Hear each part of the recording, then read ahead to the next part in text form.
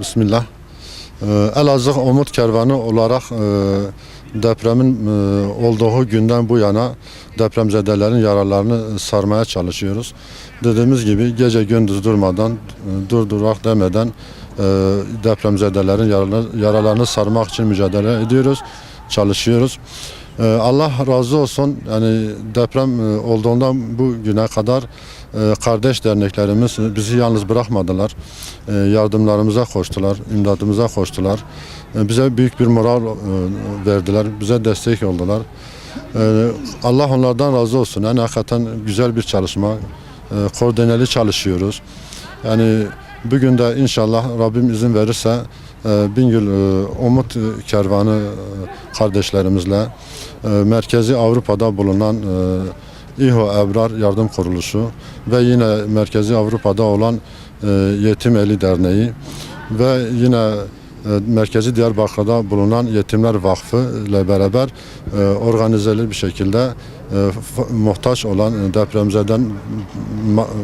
depremden dolayı mağdur olan depremzedelere yardımlarımızı birlikte ulaştırmaya çalışıyor inşallah. Bizi yalnız bırakmadıklarından dolayı Elazığ Umut Kervanı Muhtaçlarla Yardımlaşma Derneği olarak kendilerine teşekkür ediyoruz. Rabbim olan yar ve yardımcısı olsun. Bingöl Umut Kervanı bizi aradı. Size yardım getireceğiz. Bunu nasıl dağıtacağız? Bizi tercih ettiler. Hakikaten depremden sonra ortama bir baktığımızda, bir göz attığımızda dengesiz bir dağılım vardır. Plansız bir dağılım vardır.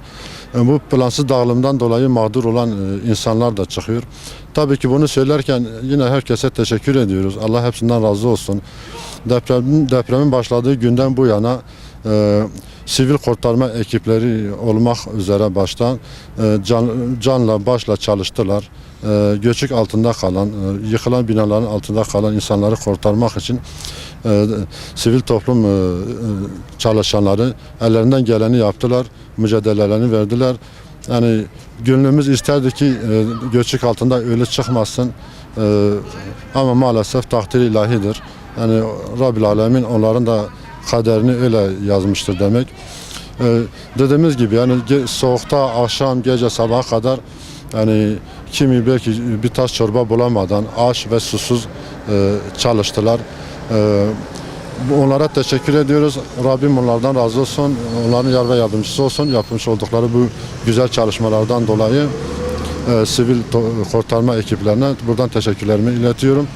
Ayrıca depremden dolayı mağdur olan vatandaşlara var güçleri yettiğince çalışma yapıp bu ailelere topladıkları yardımları ulaştırma adına gayret sarf ettiler. Fakat ne yazık ki gördüğümüz manzara biraz işler acısı. Yani dengesiz bir dağılım. Yani Rabbim onların da yer yardımcısı olsun. Yapmış oldukları çalışmalardan dolayı ayrıca onlara da teşekkür ediyorum. Gördüğünüz gibi yani bugün de dağıtacağımız malzemeler gıdadır, ondan sonra battaniyedir, elbisedir, çocuk bezi ve gibi eşyaları inşallah bugün dağıtacağız. Hayırseverlerimiz bizi tercih ettiklerinden dolayı onlara teşekkür ediyoruz. Çakırova Belediye Başkanı'nı buradan teşekkürlerimizi iletiyoruz. Hakikaten bize büyük bir destek oldular. Bize yardım gönderdiler. Başta onların yardımı olmak üzere o yardımlarımızı dağıtmak üzereyiz. Tekrardan Bingöllü kardeşlerimize de bize hem yardıma geldiklerinden dolayı ve hem de bizi beraberinde getirmiş oldukları yardım kolilerinden dolayı kendilerine burada teşekkürlerimi iletiyorum. Rabbim onlardan razı olsun. Rabbim yar ve yardımcılar olsun inşallah. Bismillah. Bingöllü olarak bizler de depremin ne olduğunu çok iyi bildiğimiz için telefonlarımıza sarıldık. Arkadaşlarımızdan bilgi aldık. Nihayetinde bugün de bizler Bingöl Umut Kervanı olarak Elazığ'dayız. Elazığ'da yaşanan depremin bir nebze de olsa yaralarını sarmak için bizler buradayız. Buradaki kardeşlerimize Allah'ın izniyle yardım etmeye gelmişiz. Ensar olmaya gelmişiz. Yaralarını sarmak için elimizden gelen ne ise onu yapmaya çalışıyoruz. Umut Kervanı olarak bizler bugün buraya geldik. yardımlarımızı getirdik. Cenab-ı Allah nasip ederse İnşallah götüreceğiz. Mağdur olan kardeşlerimize vereceğiz. Onların yaralarına merhem olmaya çalışacağız. Geçen hafta Cuma günü deprem olmuştu. Biz namaza gittik. Hoca Efendi'yi de dinledik orada. Hoca Efendi şunu söylüyordu. Diyordu ki Bismillahirrahmanirrahim ve lenebluvennekum bi şey'in minel havfi vel cu'i ve naqsin minel emvali vel enfusi ve semerat ve beşşiris sabirin diye Bakara suresinin mübarek ayet kerimesini okuyarak cemaate vaaz veriyordu. Muhakkak ki Allah sizi biraz açlık, biraz korku, mallardan ve canlardan yana imtihana tabi tutacak ve beşşiris sabirin, sabır edenleri müjdele diyor. İnşallah bizler de bu kardeşlerimize burada şunu söylüyoruz, sabretmeye çalışacağız, gayret etmeye çalışacağız. Hep beraber birbirimizin yaralarını sarmaya çalışacağız ki bu zor günümüzde Cenab-ı Allah bizlere bir kolaylık sağlasın. Bizler biliyoruz ki şunun şahidiyiz, depremde ölen kardeşlerimiz Allah'ın izniyle şehittirler. Ve mallarını kaybeden kardeşlerimiz ise Allah'ın izniyle giden malları da bizim inancımızda sadaka hükmündedir. Allah rızası için onları vermiş hükmündedirler. Yeter ki bizler de bu inancımızı sabitleştirelim ve burada yaşanan depremde Allah muhafaza bir fırsatçılığa, bir işte farklı bir şeye yönelmeden birbirimizin yaralarını sarmaya gayret edelim.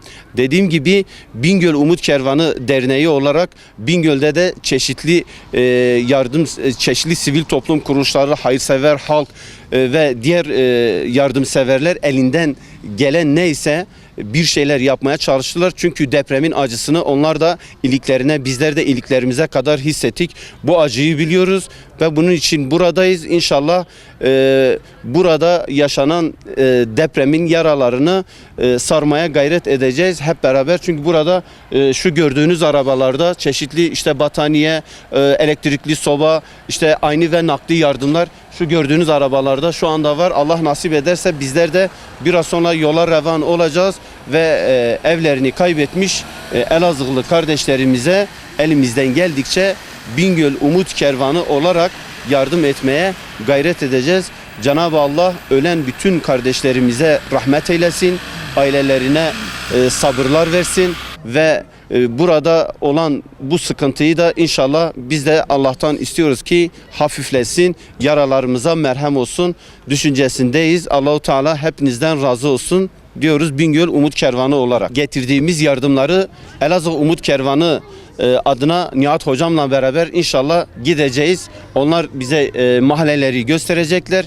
Bizler beraber mağdur olan ailelere, bu çadırda yaşayan kardeşlerimize, sokakta yaşayan kardeşlerimize Elazığ Umut Kervanı aracılığı ile bizler yardımlarımızı götüreceğiz, vereceğiz inşallah.